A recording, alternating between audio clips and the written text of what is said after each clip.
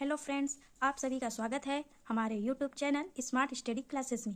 आज हम इस वीडियो में विषय गणित अर्धवार्षिक परीक्षा के प्रश्न हल करेंगे। ठीक, तो आप जल्दी से चेक कर लीजिए कि आपके कितने नंबर आए हैं, कितने क्वेश्चन सही है या कितने गलत है।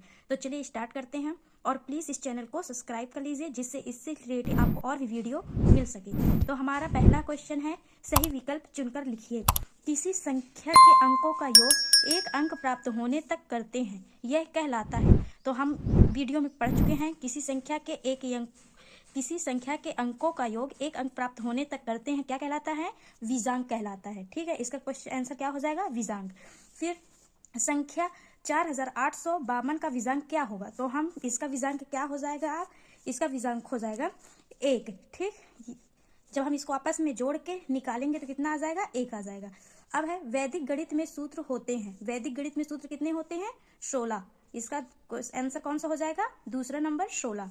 फिर है ए की घाते m गुणे ए की घाते n का मान होगा। तो हम इसमें पढ़ चुके हैं, सूत्र में क्या करते हैं? ए की घाते m यदि हो और गुणे में हो और ए की घाते n हो तो क्या होते हैं? इनकी घातांक आपस में जुड़ जाती है। तो क्या आ जाएगा? ए की घाते m प्लस n हो जाएगा। तो इसका आंसर क्या हो जाएगा? ए की घाते m प्लस n। अब है a0 का मान क्या होगा? a0 का मान हो जाएगा 1। ठीक, अब है प्रश्न दूसरा, उचित संबंध बनाइए। मतलब सही जोड़ी हमें बनाना है। तो सही जोड़ी में हमारा क्या है? पहला है भारतीय कृष्ण तीर्थ। भारतीय कृष्ण तीर्थ क्या है? क्या हो जाएगा? इसका वैदिक गणित हो जाएगा। फिर वारे मिहिर का क्या आ जाएगा? पंच सिद्धांत आ जाएगा। फिर है ब्रह्मगुप्त का क्या आ जाएगा? ब्रह्म स्फुट सिद्धांत आ जाएगा। ठीक, भास्कराचार्य का क्या आ जाएगा? सिद्धांत शिरोमणि। आर्यभट्ट का क्या आ जाएगा? आर्यभट्टीय। ये हो गई सही जोड़ियां। अब है रिक्त स्थान की पूर्ति करना है। तो वैदिक गणित में कितने सूत्र होते हैं? 16। हम इसमें क्वेश्चन में पढ़ चुके हैं कितने होते हैं वैदिक गणित में? 16 होते हैं। ठीक, अब है आकाश तथा शून्य के लिए शब्द का प्रयोग करते हैं। तो क्या शब्द का प्रयोग करते हैं? खाम, खा और उसमें अंक की मात्रा। ठीक, खाम शब्द का प्रयोग करते हैं। फिर है तल छड़ा शब्द खाली स्थान संख्या हेतु प्रयोग होता है। तो तल छड़ा शब्द खाली स्थान किसके लिए होता है? 10 की घाते 53 संख्या हेतु होता है। ठीक, अब है खाली स्थान को अव्यक्त गणित कहा जाता था। तो क्या आ जाएगा? इसका आ जाएगा बीज गणित को अव्यक्त गणित कहा जाता था। फिर है वर्णांक पद्धति का प्रयोग खाली स्थान गणित में किया गया था। तो वर्णांक पद्धति का प्रयोग आर्यभट्टीय गणितज्ञ ने किया था। ठीक, ये हो गए। अब है प्रश्न दूसरा, 3x² प्लस 8x की घाते 5 माइनस 3x माइनस 6 में x5 का गुणांक लिखिए। तो x5 का हमारा गुणांक क्या हो जाएगा? 8 हो जाएगा, क्योंकि हमें क्या करना है? x5 का गुणांक, तो गुणांक हमारा क्या है? 8 है। ठीक, अब इसका विजांक ज्ञात करना है। आप इसका विजांक ज्ञात कर लीजिएगा। इसमें जांच कीजिए कि x-2 दिए बहुपद का शून्यक है। तो px इसमें x में मान रख देंगे और इसको निकाल लेंगे। फिर है परिमेय संख्या से आप क्या समझते हैं? परिमेय संख्या से आप क्या समझते हैं? तो परिमेय संख्या क्या है? परिमेय संख्या वह संख्या होती है जिसमें दो पूर्णांकों के अनुपात के रूप में लिखा जाता है। ठीक, परिमेय संख्याओं को p/q के रूप में लिखा जाता है, जहां p और q पूर्णांक होते हैं, q 0 के बराबर नहीं होता। ये है परिमेय संख्या। ठीक है, अब है छठवा क्या है? x की घाते 3 माइनस 3x²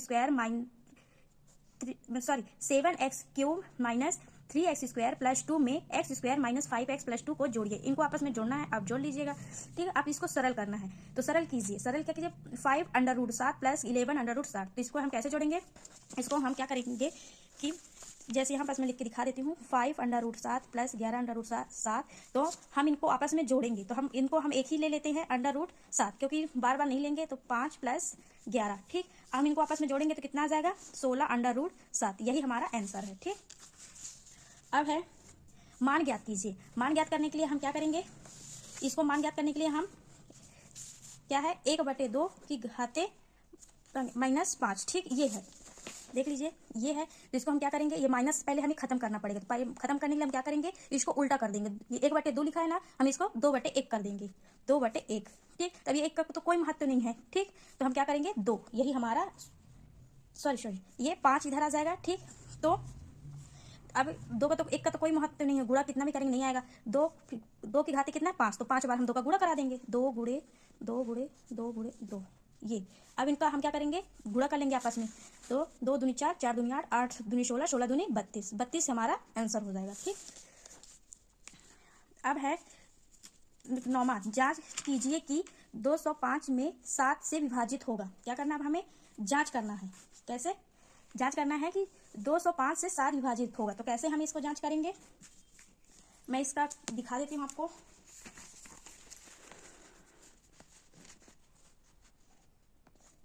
ये देखिए 205 का हम क्या करेंगे, पहले हम 2205 को हम क्या करेंगे, 2100 लिख देंगे। ठीक, प्लस करके 105 लिखेंगे, क्योंकि जब हम 2100 इससे निकाल देंगे तो हमारा 105 बचेगा, फिर प्लस 5 कर देंगे, फिर 2100, फिर इसको भी हम काटेंगे। ठीक, ऐसा मतलब करना है कि हमारा 7 से भाग चला जाए। ठीक, तो 2100 भी भाग चला जाएगा 7 से, लेकिन ये नहीं जाएगा, तो हम इसको क्या करेंगे, भाग देने के लिए इसको भी हम निकाल देंगे। तो हमारा 70 निकाल दिए, और फिर 70 में जो भी आया तो 35 आया, 35 क्योंकि 70 भी 7 से भाग चला जाएगा, 35 से भी चला जाएगा, और ये भी चला जाएगा। ठीक, अब हम इसमें से 7 निकालेंगे, गुणा जो है इसका 7 निकाल देंगे। ठीक, तो इसे हम यदि गुणा को 7 निकाल दिए तो हमारा कितना बचाएगा, 3, कितना आ जाएगा 300, 7 3 21। ठीक, फिर इसका भी 7 से कर देंगे, 7 से गुणा करा देंगे, तो 7 एक कम 7 भाग चला गया, फिर 7 पना 35, 5 आ गया, और फिर प्लस 0। ठीक, आता है 2205 7 से विभाज्य है, मतलब इसमें क्या करना है कि हमें ऐसा कर देना है कि हमारा जो 7 है वो सब भाग चला जाए। ठीक, जितने भी संख्या सब, तो पहले हम 2100 निकालेंगे, 2100 तो चला जाएगा, 7 तरीके का इश होता है, लेकिन 105 नहीं जाएगा। ठीक, 105 जब नहीं जाएगा तो हम इसको भी आपस में तोड़ देंगे, तो 70 कर दिए, 70 जब भाग गया तो हमारा कितना बचा 35, 35 में भी 7 का भाग चला जाएगा, तो 7 तरीके 21, 7 एक कम 7 10, फिर 7 पना 35, ये हमारा हो गया आंसर। ठीक, 10वां है px बराबर 4x cube plus 2x square plus 3x minus 2 हो तो p इंटू 2 और p का 3 ज्ञात कीजिए। ठीक, px हमारा इतना दिया है, और p2 p3 मतलब कि हमारा जहां, मतलब पहले हम p2 का निकालेंगे, p इंटू 2 का निकालेंगे, फिर p3 का। तो p2 का कैसे, जहां जहां x है वहां हमें क्या रखेंगे, 2 रखेंगे, तो जैसे 4x क्यूब है तो यहाँ 4 इंटू 2 की घाते क्यूब। ठीक, फिर प्लस इधर भी x स्क्वायर में है तो x इस तरह मान रख लेंगे, 3 2 माइनस 2। ठीक, क्योंकि जहां x है वहां बस रखना है ना, कि अब यहाँ पास तो x नहीं है, यहाँ इधर नाम मान नहीं रखेंगे, तो अब इन दोनों का आपस में गुणा करा देंगे। पहले हम 3 का गुणा कराएंगे, तो 4 दूनी 3 की 2 की घाते 3 है, तो 4 2 दूनी 4, 4 दूनी 8, फिर 4 गुणे 8 प्लस 2 दूनी 4, तो 2 गुणे 4 प्लस 3 दूनी 6 माइनस 2। ठीक, अब 8 चौको 32 प्लस 2 दूनी 4 दूनी 8 प्लस 6 माइनस 2। ठीक, अब इन दोनों को आपस में हम जोड़ देंगे तो हमारा कितना आ जाएगा, 40 आ जाएगा, फिर प्लस फिर 6 माइनस 2। अब 40 और इनको आपस में हम घटाएंगे, क्योंकि प्लस माइनस माइनस होता है, तो इनको आप आपस में घटा लेंगे, 6 में 2 जाएगा 4, तो कितना हमारा आंसर आ जाएगा, अब फिर 40 को इसमें 4 घटा देंगे, 44 आंसर आ जाएगा। ठीक, ये हो गया हमारा p2 मान रखने पर। ऐसे ही आपको 3 का मान रखना है, p3 मतलब 3 का भी मान रख के जहां जहां 2 का रखे हैं वैसे 3 रख के आप इसको निकाल लीजिएगा। ठीक, अब 11 है, एक घन के संपूर्ण पृष्ठ का क्षेत्रफल 350 वर्ग मीटर है, तो घन की भुजा ज्ञात कीजिए। ठीक, हमें क्या करना है, घन की भुजा ज्ञात करना है, कुछ नहीं है इसमें, ये मैं करके रखी हूँ।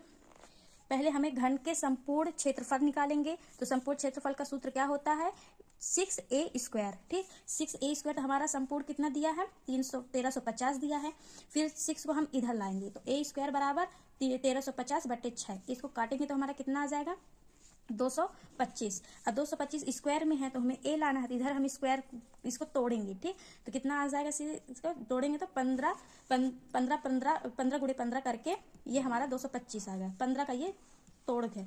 फिर a स्क्वायर बराबर कितना, 15 स्क्वायर, तो a स्क्वायर बराबर कितना आ जाएगा, 15 स्क्वायर मीटर। ठीक, ये हो गया हमारा 11वें का। अब है 12वां, वृत्त की परिधि ज्ञात कीजिए जिसकी त्रिज्या 17.5 सेंटीमीटर है।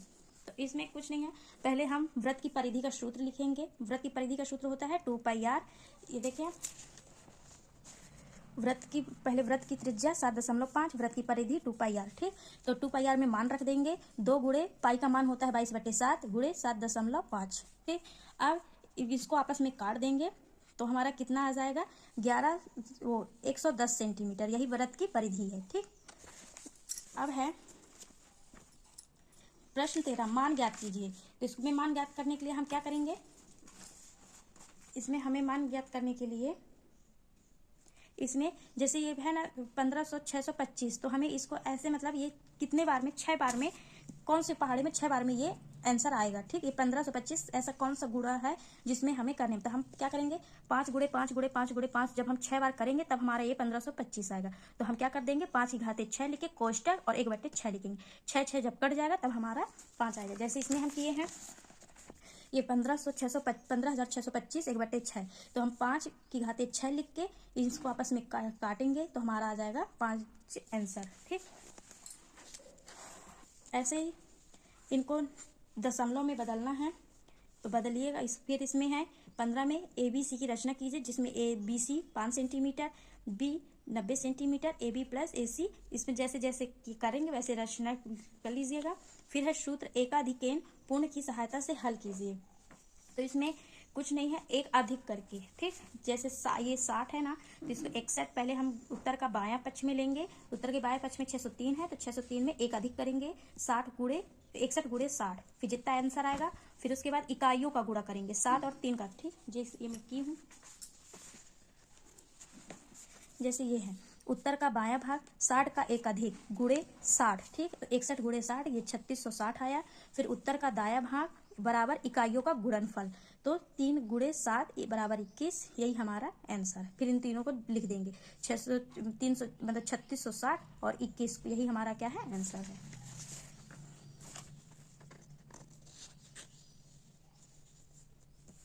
अब फिर इसमें आपस में गुणा करना है और निम्न दशमलव के रूप को P/Q के रूप में व्यक्त करना है। तो क्या है, जैसे 105.25 है, तो 105.25 है तो हम क्या करते हैं 105 को ऊपर लिखेंगे, फिर दशमलव हटाने के लिए हम क्या करते हैं जितने भी अंक होंगे उतने 0 में 0 लगा देंगे। ठीक, 0 लगाने के बाद उनको आपस में काटेंगे और जो भी हमारा आएगा वही हमारा भिन्न में हो जाएगा। ऐसे इसको भी करना है। ठीक, अब है कि पहला है अथवा में है x³ माइनस 3x² प्लस 6 में क्या जोड़े कि योगफल x² माइनस x प्लस 4 प्राप्त हो। ठीक, इसको कर लीजिएगा। फिर इसमें क्या करना है, दूसरा √7 माइनस √3, फिर कोष्टक है, फिर √7 माइनस √3, इसको कैसे करना है इसको भी करके देखिएगा। फिर इसमें सरल कीजिए, तो इसको मैं 16 गुणे t की घाते -3 बटे 4 की घाते -3 गुणे 8 गुणे t माइनस 6, इसको भी अब करके देखना है कैसे है।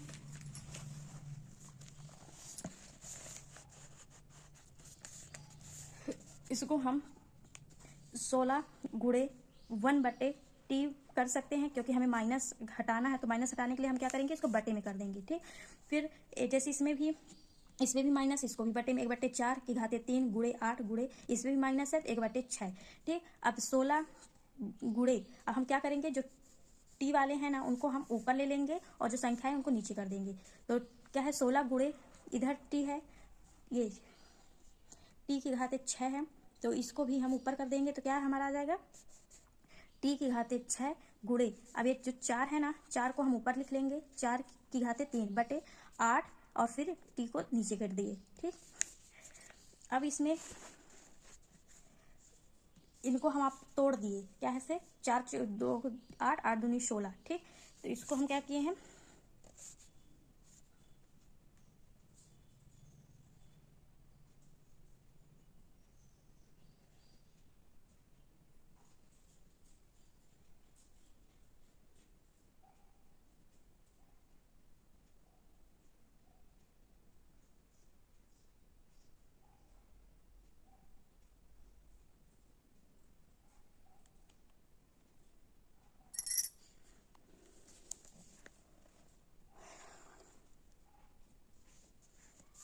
ये जो 16 है ना इसको हम तोड़ेंगे, तो इसको हम क्या करेंगे 2 की घाते 4 लिख सकते हैं, 2 की घाते 4 गुणे, फिर ये t6 है तो हम पहले इसको ला लेंगे संख्या एक साइड और t एक साइड, इसको भी क्या करेंगे 2 दूनी 4, 2 की घाते 3 लिख देंगे। ठीक, फिर इंटू t और की घाते 6 बटे, इसी तरह इसको भी करेंगे 2 की घाते 3 इंटू 3, फिर इसमें क्या करेंगे 2 की घाते 4 गुणे, इन दोनों का आपस में गुणा करा देंगे, 2 3 6, 2 की घाते 6 इंटू टी की घाते 6, फिर 2 की घाते 3 गुणे टी की घाते 3।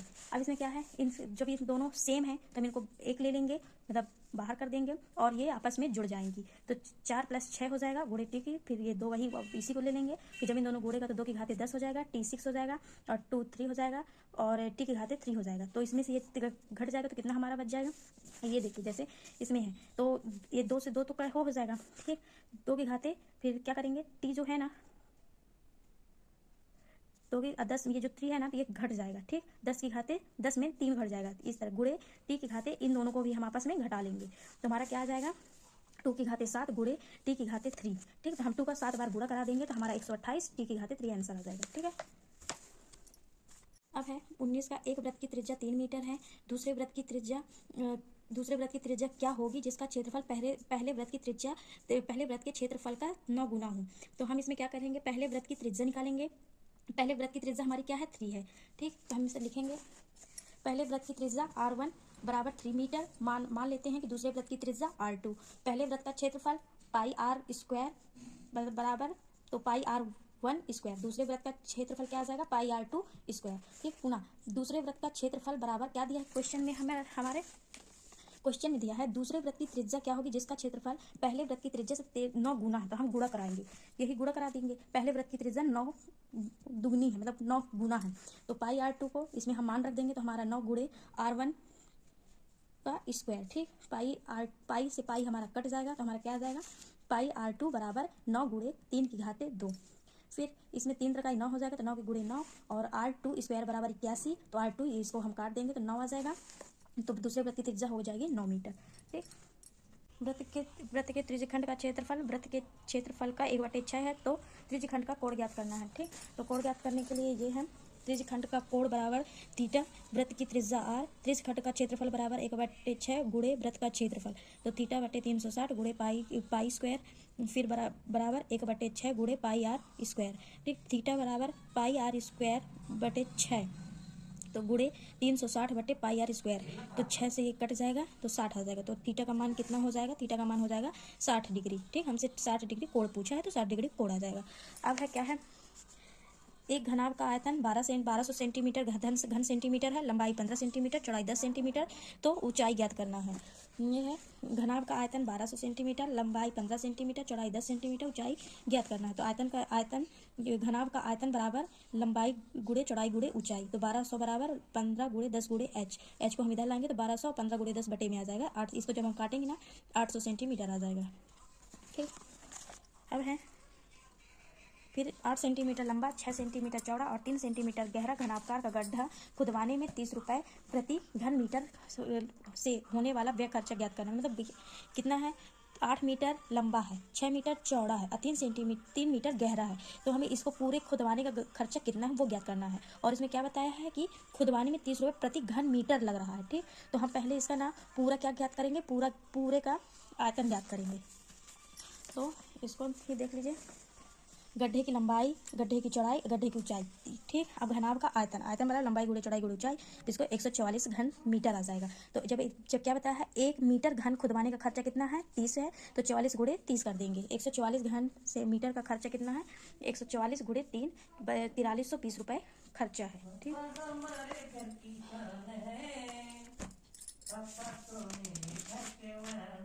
ये समीकरण हल करना है। फिर उसके बाद ये 3y + 4 बटे 2 - 6y बराबर -2 बटे 5 है। फिर ये सिद्ध करना है, ये x को आरोही क्रम में लिखना है। पहले हम इनको तोड़ेंगे तो क्या आ जाएगा, इस तरह से तोड़ेंगे तो 5 गुणे 5 गुणे 5, तो हम इनका आपस में गुणा करेंगे कितना आएगा, 625 आएगा। 4 है तो 4 से 4 कट जाएगा तो इसका क्या आ जाएगा, 5 आएगा। फिर 100 का 10 गुणे 2 जब करेंगे ना, 10 गुणे 10 करेंगे तो इसके इस तरह से कर लेंगे, ठीक। फिर ऐसे ही 343 का है तो 7 गुणे 7 3 बार, तो 7 की घाते 3 1/3, तो ये 3 से 3 कट जाएगा, 7 आ जाएगा। आरोही क्रम में रखने पर 5 फिर 7 फिर 10, ठीक है। अब है 4/7 व 5/7 के बीच 5 परिमेय संख्या लिखना है। निम्नलिखित दशमलव को p बटे q के रूप में 5.125 बार इसको बट ये क्या है, दशमलव की उसमें है तो इसको आपको बटे की उसमें करना है। फिर एक आयत की लंबाई उसकी चौड़ाई 5 मीटर से अधिक है तो उसका परिमाप और चौड़ाई 5 गुना है, तो लंबाई और चौड़ाई ज्ञात करना है। फिर है रानी तथा सरिता की आयु का अनुपात 7:5 है। 4 वर्ष बाद उनकी आयु का अनुपात 4:3 है, तो उनकी आयु ज्ञात कीजिए।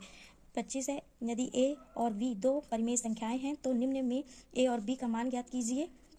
इसको परिमेयीकरण करना है। जैसे इसमें x बराबर 3 - 2 √2 हो तो x + 1 का मान ज्ञात करना है। फिर उस त्रिज्यखंड के चाप की लंबाई तथा त्रिज्यखंड का क्षेत्रफल ज्ञात कीजिए जो वृत्त के केंद्र का 70 का कोण बनाता है, जिसकी त्रिज्या 21 सेंटीमीटर है। फिर एक घनाभ का संपूर्ण पृष्ठीय क्षेत्रफल 3328 वर्ग मीटर है। यदि घनाभ की लंबाई चौड़ाई ऊंचाई का अनुपात 4:3:2 है तो घनाभ का आयतन ज्ञात करना है। ठीक है, यह है क्वेश्चन। कुछ मैंने सॉल्व करके आपको बता दिए हैं, अब कुछ आप देख लीजिए कैसे हैं। अब अच्छी लगी वीडियो तो चैनल को सब्सक्राइब और लाइक कर दीजिए।